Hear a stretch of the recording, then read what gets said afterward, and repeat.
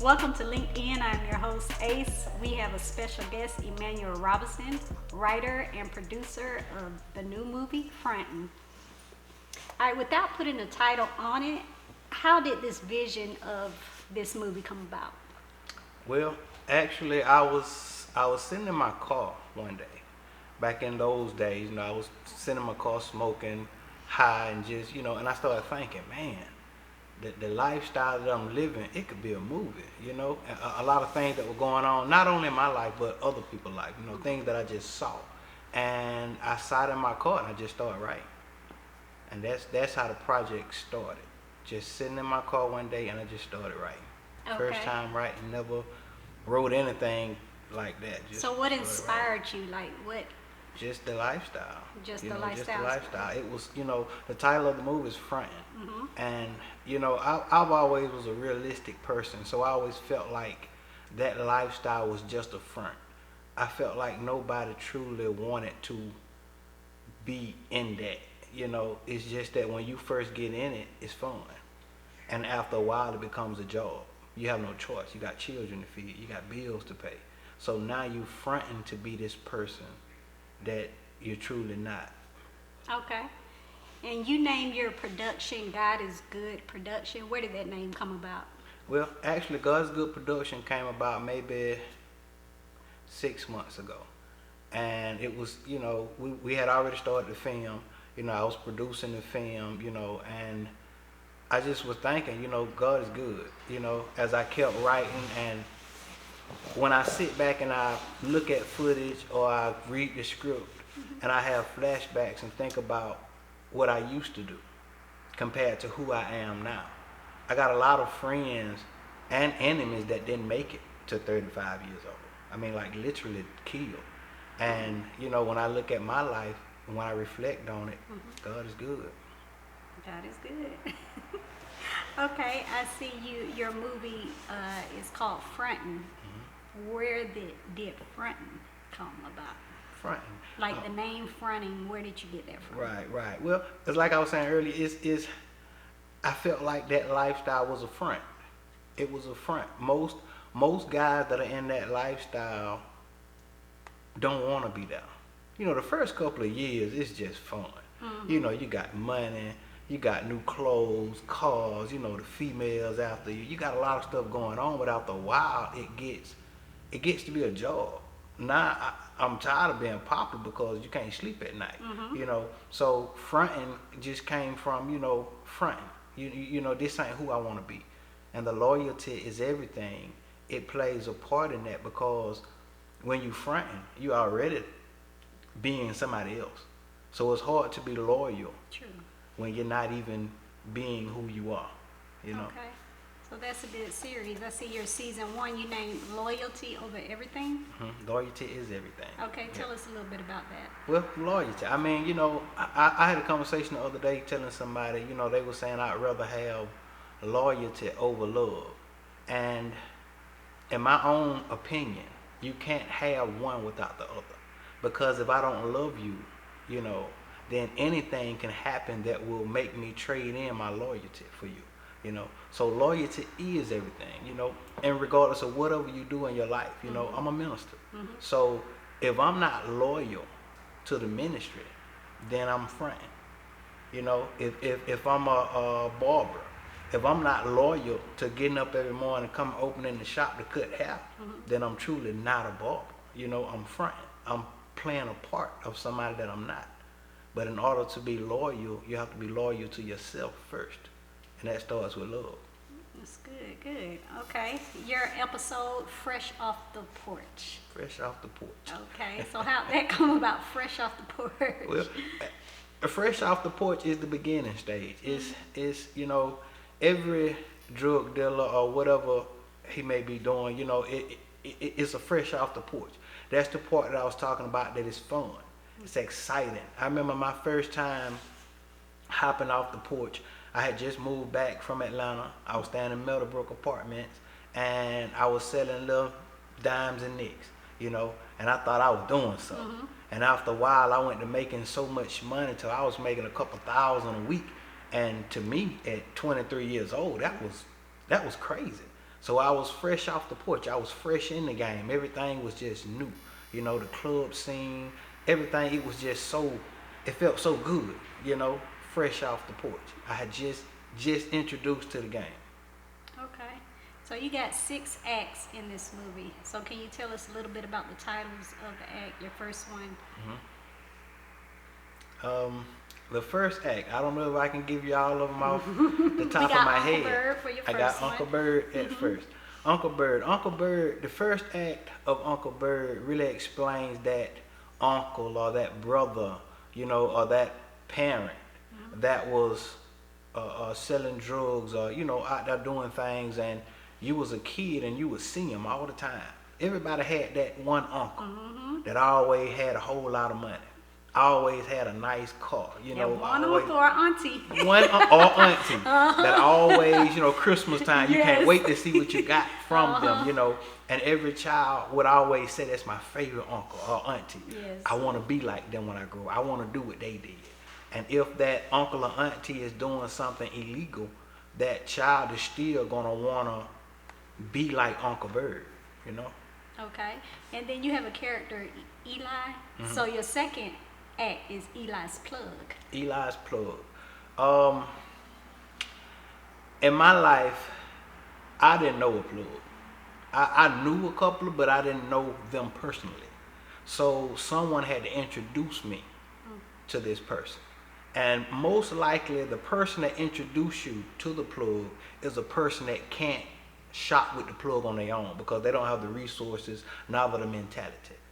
Eli is that person that introduces Felix, you know, to the lifestyle. You know, he was that middleman, so to speak. You know, in my life, I didn't know a plug. I didn't know him at all. But my brother got out of prison, and when he came home, he introduced me to guys that I didn't think existed in something kind of, you know. I always thought, you know, that this is a movie. This, you know, it ain't, you know, but he introduced me to a lot. Okay. You know. And we got your third act, The Ride is Over. The ride over. The ride over. My first time ever meeting a plug, it was butterflies. Oh, I had so many butterflies because I just thought I was finna pull up at this big old house on the lake, you know, and walk in. You got guns. Like we see on TV. Right. Scarface. You know, that's what I'm thinking. I'm gonna walk in here and he finna, you know, That's he what we gonna. call the plug. Right. That's what I'm thinking the plug was, you know. So, but when I saw the plug, he was just another guy like me, you know, and it made me feel good that, you know, this guy that I'm meeting, he ain't some god. He's another guy. He's just a regular guy, you know. And to find out later on, he was frightened too because he didn't want that lifestyle. Nobody wants that lifestyle. That lifestyle always has an end to it. Yes. Always.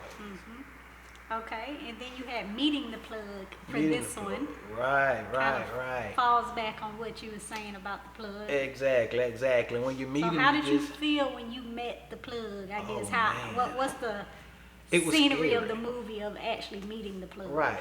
It was scary, but as Felix did, you know, you have to put up that front. You have to put up that facade that I know what I'm doing. You know, you can trust me. You know, at meeting the plug, you really it's really front, cause the plug don't understand. This is just a little boy that's trying to get some money.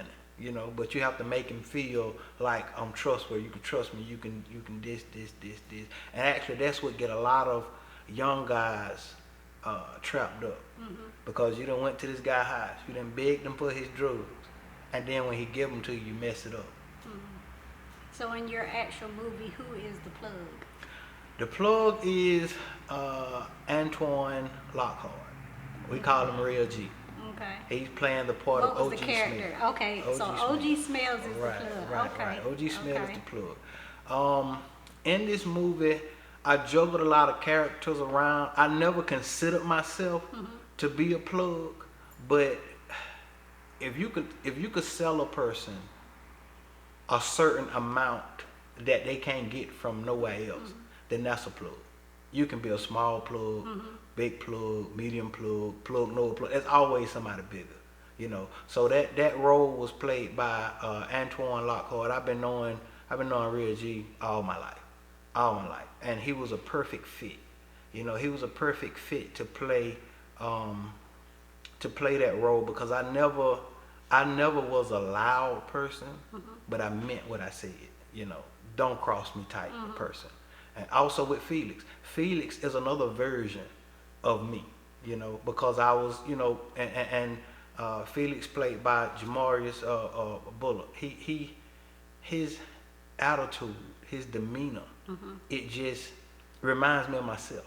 Okay. You know, I knew him when he was I ain't gonna say a kid, but he was younger, you know, and every time I always had this thing where I would say, "You feel me?" And not to this day, when he see me, he don't say, "What's up, bro?" He said, "You feel me?" Okay. So that's our agreement. Okay, so I like how you broke down with the plug thing, because like you said, when we think of plug, we think big, like Scarface. Right, so like you said, it could go from small to however the steps go. Exactly. So whatever is catering to you in your life at the time. Exactly. Okay, and your next act, you had Her, which was capitalized, Her. Right. So tell me a little bit about Her. Well, Her. There's always a her in a guy's life, you know, that's living a lifestyle.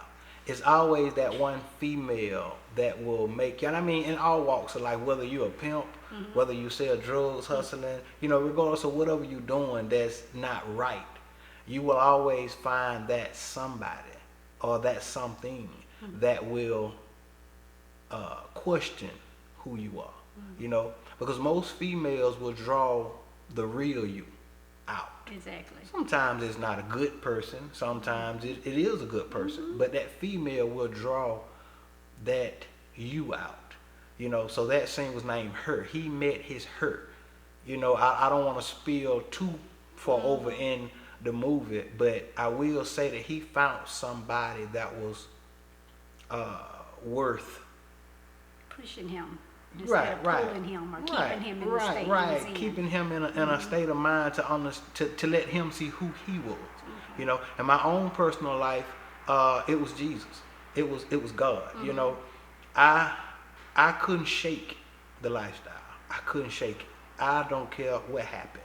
I remember times riding around in my car, few pounds in the back seat, smoking, music up loud, and crying. Because I was just so miserable. I got a few $1,000s in my pocket. It's not what's at home, but what's in my pocket, and I'm miserable.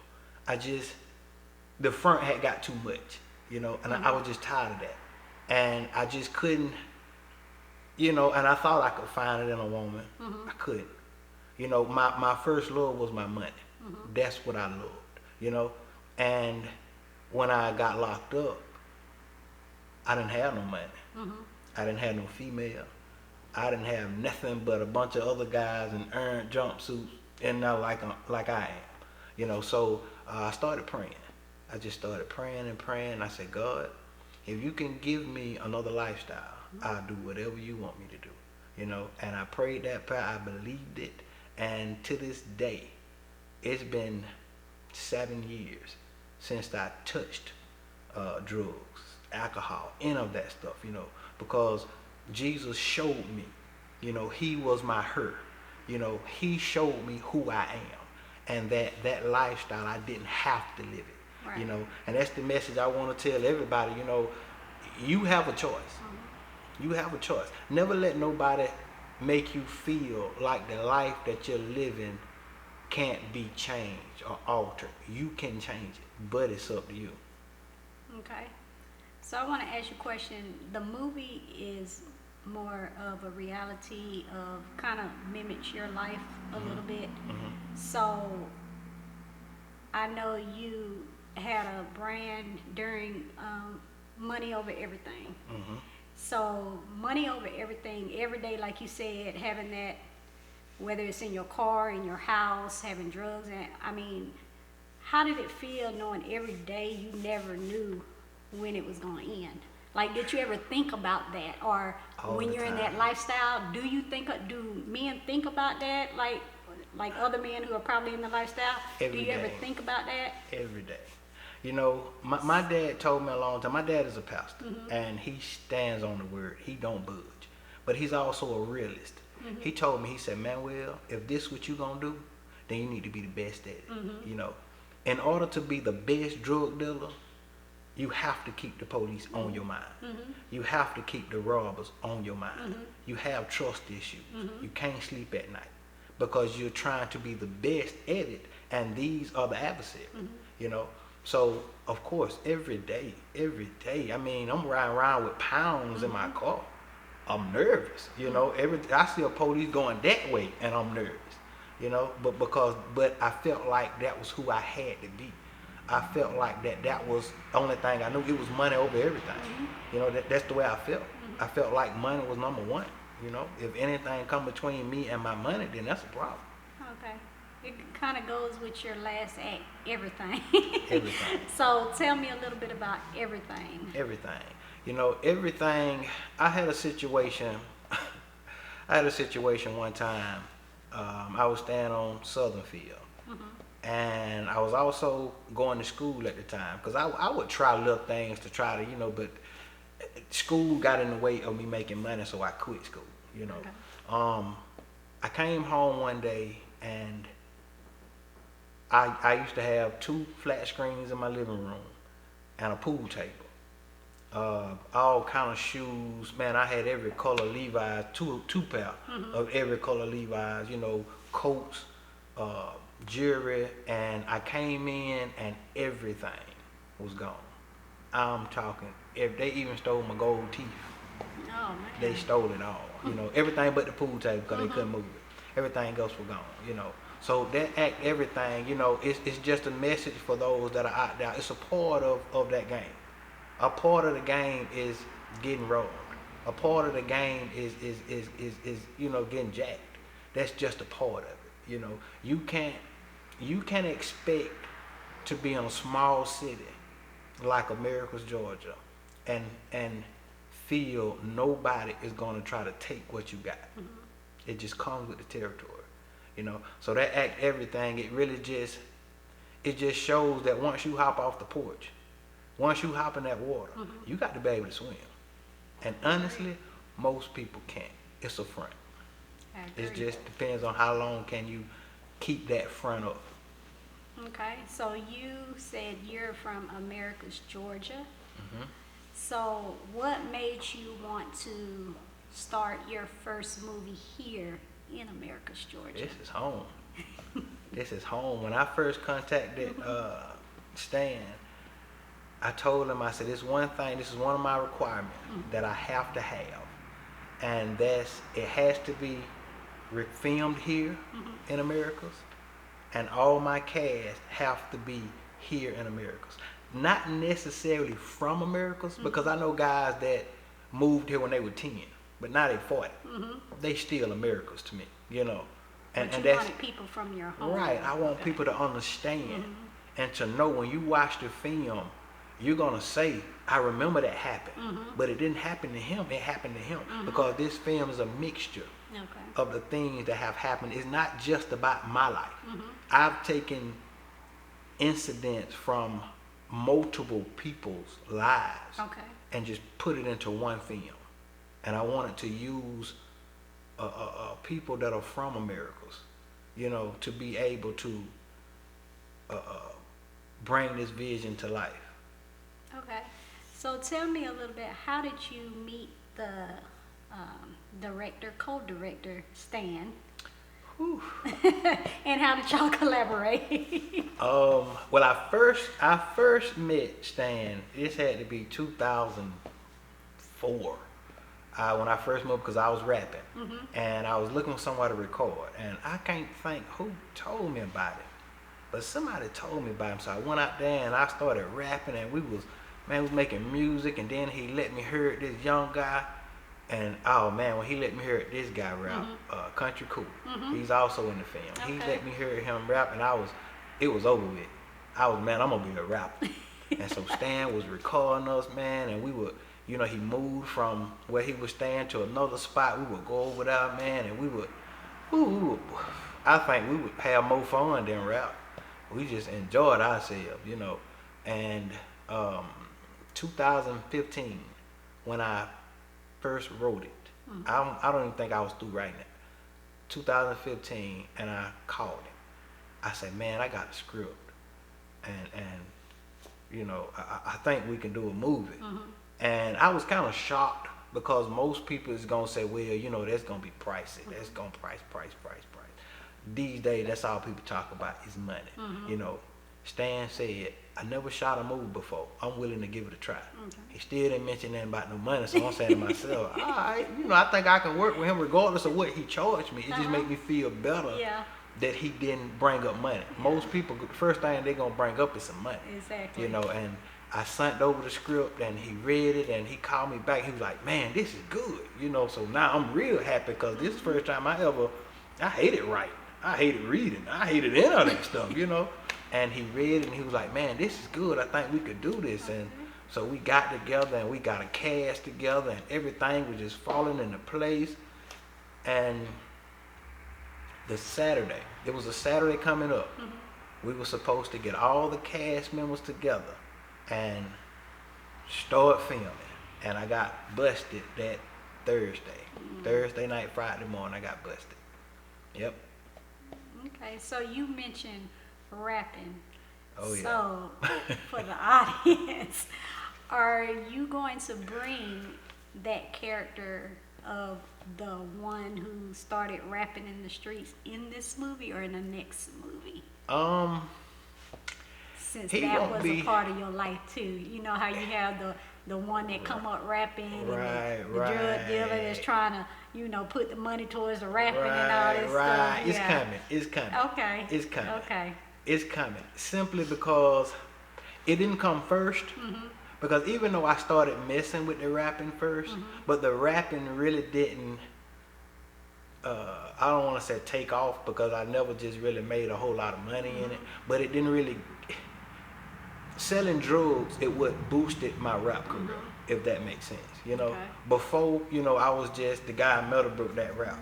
He sell nicks too, you know. But when I got to a status, you know, when my name held a little weight in the streets for the drugs, then automatically people would listen to the music. Okay. So I asked because these young guys coming out of high school, their first draw to the streets is either through rapping or through selling drugs. Yep. So that's why I wanted to see if he was going to bring that. Yep. kind of Definitely. into Because the they run movie as hand in well. hand. Exactly. They run hand in hand. Most drug dealers want to rap, Exactly. and most rappers want to sell drugs. Because nowadays, this music is revolving around drugs and violence.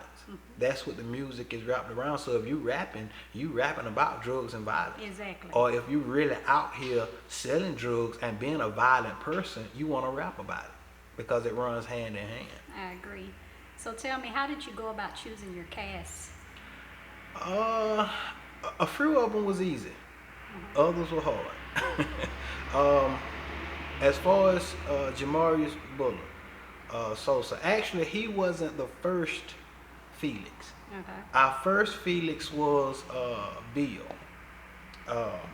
Bill was, I never got a chance to see him act out Felix, but I just knew he was gonna kill it. Just his personality, the way he talked, the way he flowed, you know, I just felt like he would really play that role, you know. But like I said, I got busted in 15. When I came home, everything was changed. Matter of fact, I think when I came home, he was gone. So, you know, I had to do something. And so I thought about it when I was sitting there. I was like, man, okay, Bill gone. I don't want to prolong on this move. I wanted to wait, but I didn't want to prolong. So I thought about Sosa, Jamarius. We call him Sosa.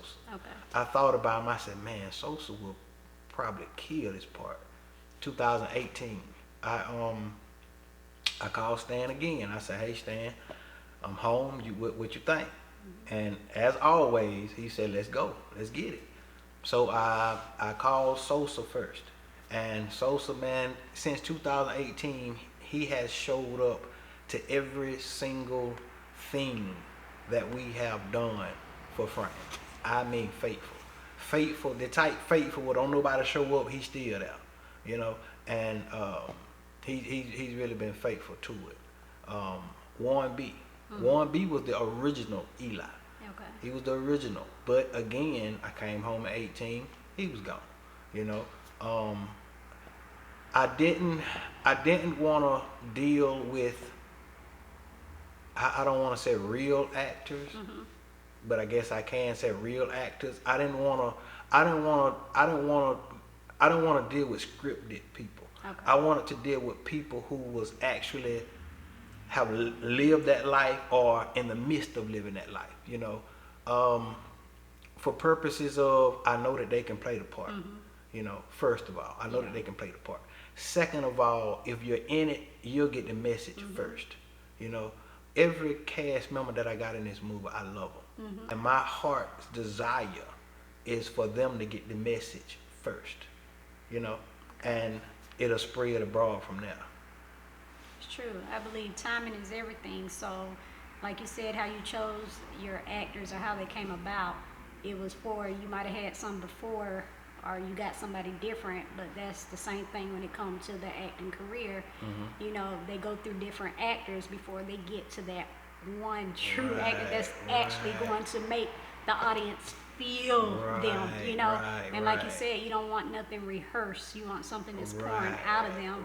You know, that's when they can actually really play that true character, which is important. So, as far as your cast, like, was it hard working with the cast? Like, how is it on set with you and Stan, you know, with them, as far as directing them? At first it was new. It was just new to everybody. We all was out there with question marks over our head. You know, it was something just, you know, but with working with a cast that you already know, it was easier. I guess the hardest part was that some of them didn't know each other. AJ, Arthur Williams, he didn't know Sosa. I think it was their first time meeting. So of course, your first time meeting somebody, it's hard to act like we've been friends forever. You know, with both of them coming from different walks of life, you know, it's kind of hard to just come in together and just, you know, play that part. But here it is a year later. Oh man, I'm talking about, they get in a room and I'm in shock, you know, because I'm looking like, man, y'all like y'all been knowing each other forever.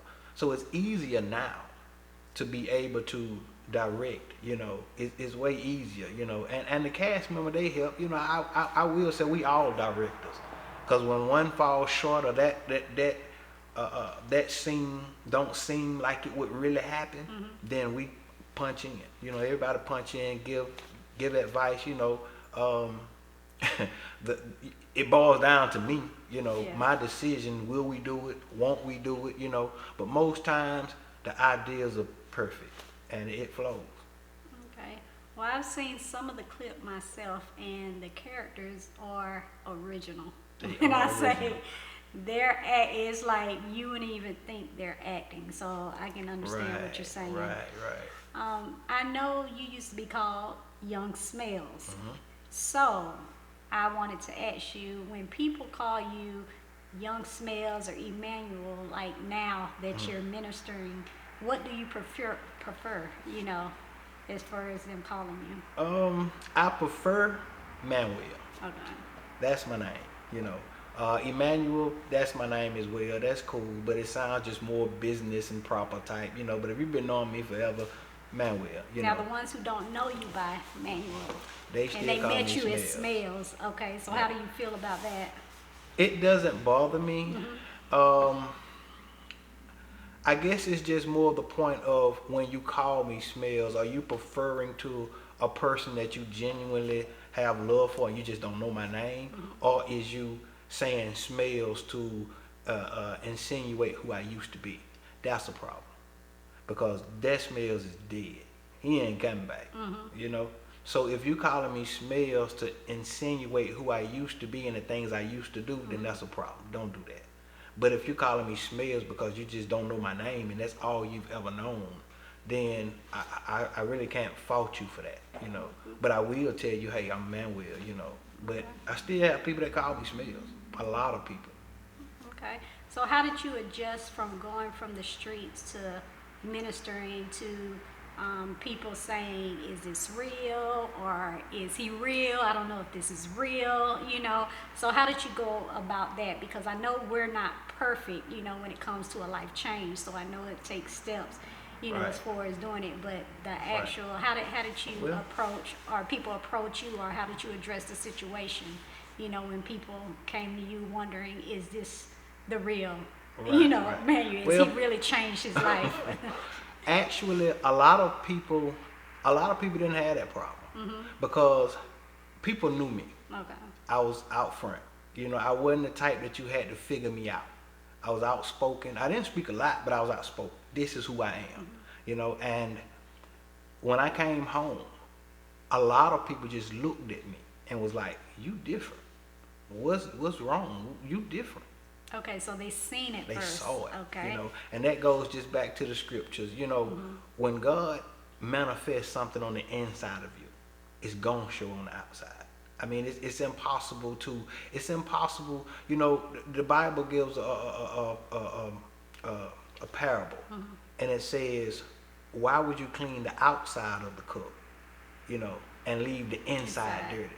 But if you clean the inside first, it's It'll gonna pour show out on in the the outside, outside. you know." Okay. So I think it wasn't a thing of people questioning, you know, not in jail. Oh, they questioned in jail.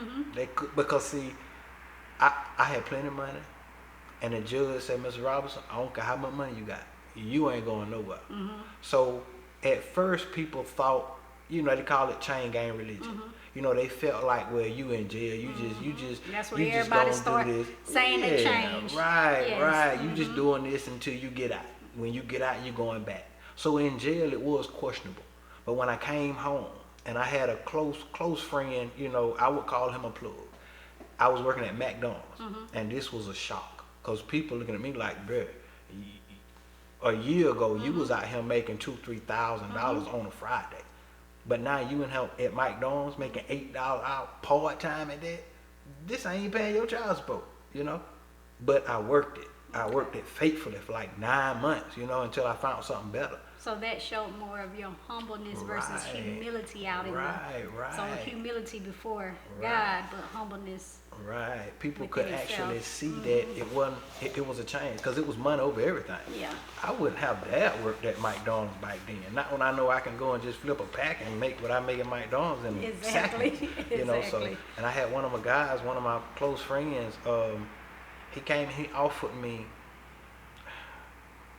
10, 15 pounds. And he said, bruh, To get back in the game. he said, just take it. Pay me when you can. He said, but you working at McDonald's. He said, this ain't you, bruh. He said, you take this and you pay me when you can. And when I told him no, he saw then. He like, oh, you ain't the same guy. You ain't the same guy. I just told you to take this and pay me when you can, or whenever you get it. And I know this guy. He wouldn't have wanted the money back. You know what I'm saying? So when situations like that occur, then people actually can see, okay, you're not the same guy.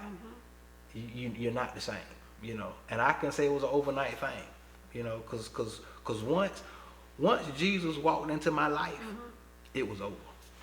It was all over. So speaking to the audience, how would you tell a young man going from that point of having it all to losing it and have to start all over again? I mean, how does that make you feel as a man, you know, with pride and just knowing I have to start from square one?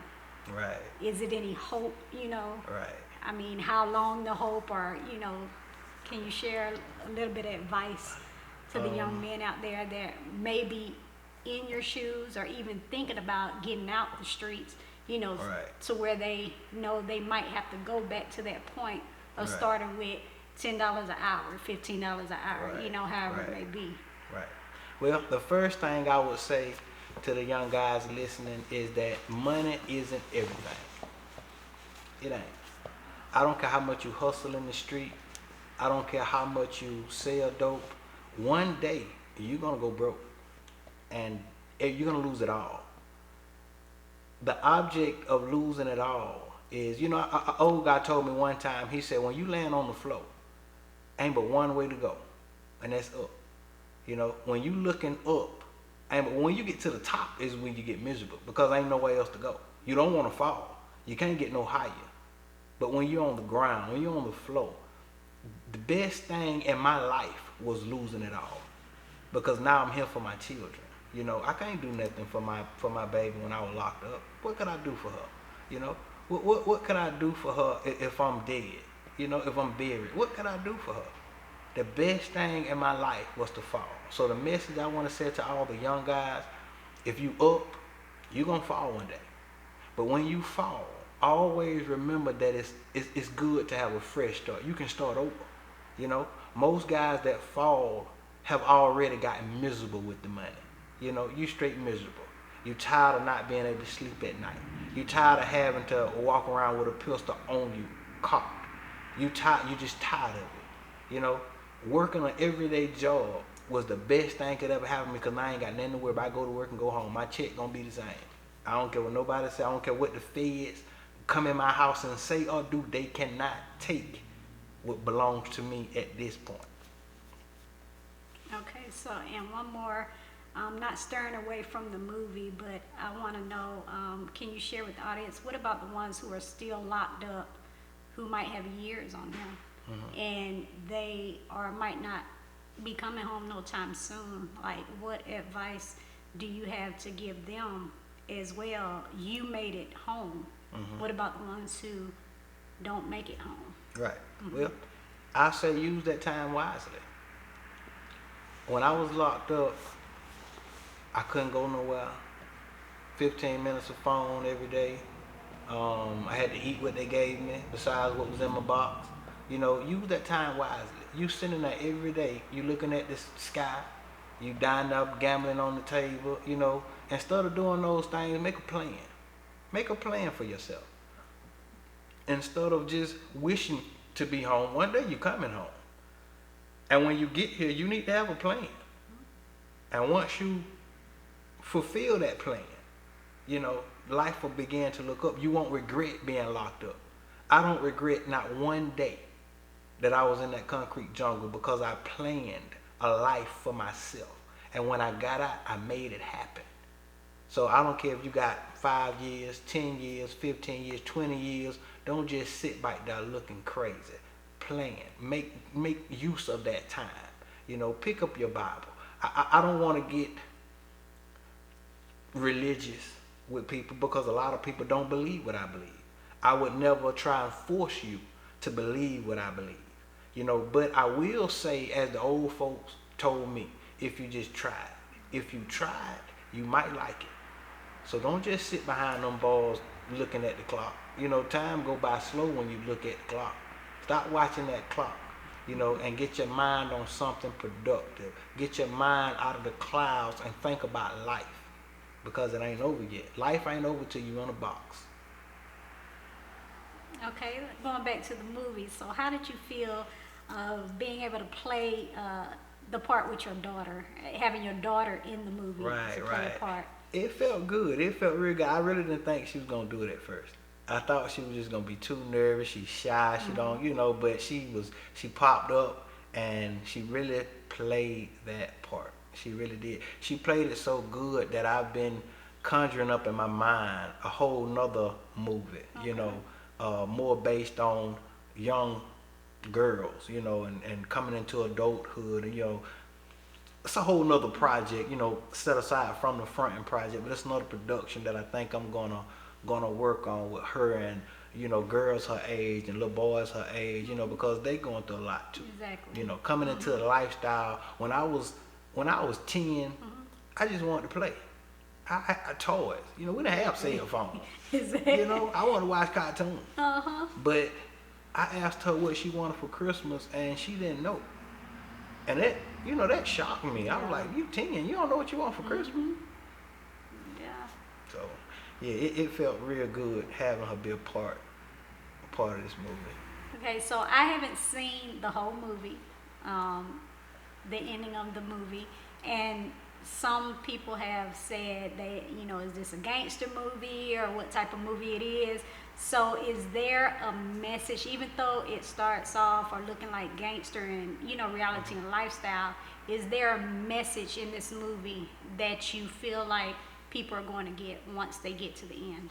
Of course, of course. I've always been the type person to where if you hadn't experienced it, you can't tell me about it. I've always stood strong on that. If you ain't never sold drugs, don't tell me to stop. Exactly. If you ain't never smoked weed, don't tell me it's bad for me. I agree. That's just how I felt. And so I feel like in this movie, I just kind of, you know, it's more of my testimony. I want to show the young guy that I walked that rope. You know, I've bent that corner. You know, I've been around that block. You know, I know what it is. I know how it feels. I know how you feel when somebody tell you you need to stop. You going to jail. You gonna wind up in the grave. I know how it feels to reject that. You know, so I want them to watch this movie and to say, okay, he was in my shoes. He lived what I have lived. Okay. You know, and the ending message is that you don't have to be there. One day you're gonna get tired. You're gonna get tired of that lifestyle. You're gonna get too old to be selling dope. You're gonna get too old to be running women. You're gonna get too old. You know, and I just want them to see that I've done it and I made it out. And I want you to know the same. You're doing it. But if you want out, you can get out. Never allow anybody to make you feel you're trapped. Because the only person that's gonna have you trapped is yourself. That's it. I agree. Well, Emmanuel, we want to thank you for being on this show. So let the audience know how they can reach you on social medias, whatever social medias you got or anything. Can you give them some information about that? Yeah, I'm on Facebook, Emmanuel Robinson. A lot of people probably didn't know who Emmanuel Robinson was because it was Young Smell for 15 years, you know, but it's Emmanuel Robinson. My Facebook, my Instagram is the same. My personal page, but for more information on the movie, on Frontin the Movie, we have a Facebook page called Frontin the Movie. We also have an Instagram page called Frontin the Movie. You know, for updates, you know, all this stuff, you go to those pages. The movie will show and air on YouTube. God is Good Productions. Go subscribe and you'll get all the latest interviews, the latest episodes that are coming. Everything that's gonna drop is gonna drop from YouTube at this point. Later on we may venture out and do other things, but right now it's free for you, it's free for us, and it's a way for me to be able to get this message out to everybody without having to download apps and get money subscriptions. You know, it's not about the money, it's more about the message. You know, we're gonna air every first Tuesday of the month. I may be mistaken. If I am, y'all forgive me. But we're gonna air one episode every month, and we're gonna try to have an interview once a month, just to keep you updated on everything that's going on. If you're here in Americus and you wanna be in the film, if you got a business that you want to be broadcasting, whatever you want to do, all you got to do is go to the Frontin page on Facebook or Instagram, drop in a message, and we'll definitely talk. Well, thank you for joining in at LinkedIn. I am your host, and we'll see you next time.